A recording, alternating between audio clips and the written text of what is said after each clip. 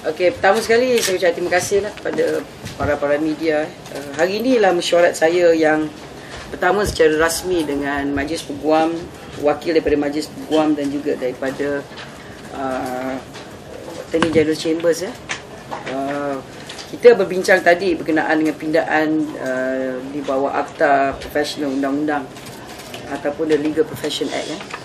Ini adalah perbincangan saya yang pertama dengan mereka dan perbincangan ini adalah agak baik ya, sebab perlu kita perbincangan yang lebih dalam isu-isu. Saya ingin memaklumkan bahawa sebenarnya pindaan yang nak dibuat oleh kerajaan ini bukan bererti untuk mengawal Majlis Peguam, tetapi lebih kepada pindaan yang selaras dengan Seksyen 42 subsection 1 Akta 166 iaitu memajukan hubungan baik dan pergaulan sosial di kalangan ahli dan antara ahli dengan orang lain yang terlibat dalam pentadbiran undang-undang dan keadilan di Malaysia. Sebenarnya banyak lagi perlu dibincangkan apa yang telah berlaku dan sedang berlaku sejak kebelakangan ni ialah banyak komen-komen diberi terutama sekali oleh ramai pengamal undang-undang termasuk mereka daripada pihak luar. Banyak pandangan telah diberi seolah-olah kononnya kerajaan mahu mengawal Majlis Peguam secara direct and indirect intervention. Saya ingin memberi komen bahawa kenyataan tersebut adalah tidak benar. Sebenarnya tidak ada finality lagi dalam draft kepada Akta LPA ni, belum lagi ada finality. Ia masih di peringkat perbincangan. Dan sejak saya telah mengambil alih tanggungjawab sebagai menteri di bawah Jabatan Perdana Menteri yang mengawal silia hal ehwal undang-undang, ini adalah mesyuarat saya yang secara rasmi secara pertama. Dan saya telah mendengar isu-isu yang dibawa oleh wakil Majlis Peguam yang dipimpin oleh Presiden Majlis Peguam, dan dia telah memberikan maklumat tentang beberapa perkara yang mereka setuju dan tidak setuju.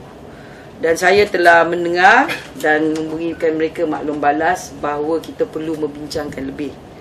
Jadi saya nak menekan di sini dalam kenyataan akhbar pada hari ini bahawa tidak ada finality lagi, perlu dibincangkan.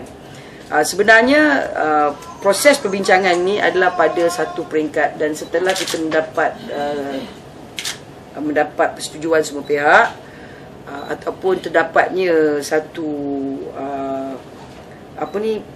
persetujuan dalam peringkat dasar, barulah kita akan bawa ke mesyuarat kabinet untuk dipersetujui oleh mesyuarat kabinet, dan kemudian akta ini akan dibawa ke parlimen. Tapi ini pun subject to changes yang kemungkinan boleh berlaku dalam proses. Saya boleh cakap sedikit yang kita bincang yang perlu dihalusi lah berkenaan dengan electronic voting untuk mengganti direct voting sebagai contoh. Banyak negara dia punya pengundian pun buat style elektronik lah. Dia tak ada physical presence anymore. Itu sebagai contoh yang saya bawa untuk perbincangan. Saya bagi contoh. Yang lain saya tak boleh cakap lah sebab masih dalam perbincangan.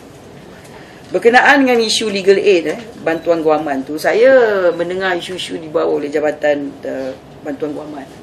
Kita perlu berubah sebab banyak cabaran yang kita beri bantuan guaman. Pertama sekali dalam isu pemberian bantuan. Adakah kerajaan memberi legal aid kepada Malaysians or just also non-Malaysians sebagai contoh. Jenis-jenis kes antara jenayah ataupun sivil. Daripada kes sivil, saya diberi maklumat banyak kes-kes keluarga. A lot of kes keluarga, khasnya kes syariah. Kita banyak juga badan-badan yang memberi bantuan guaman seperti Badan Politik hari ini.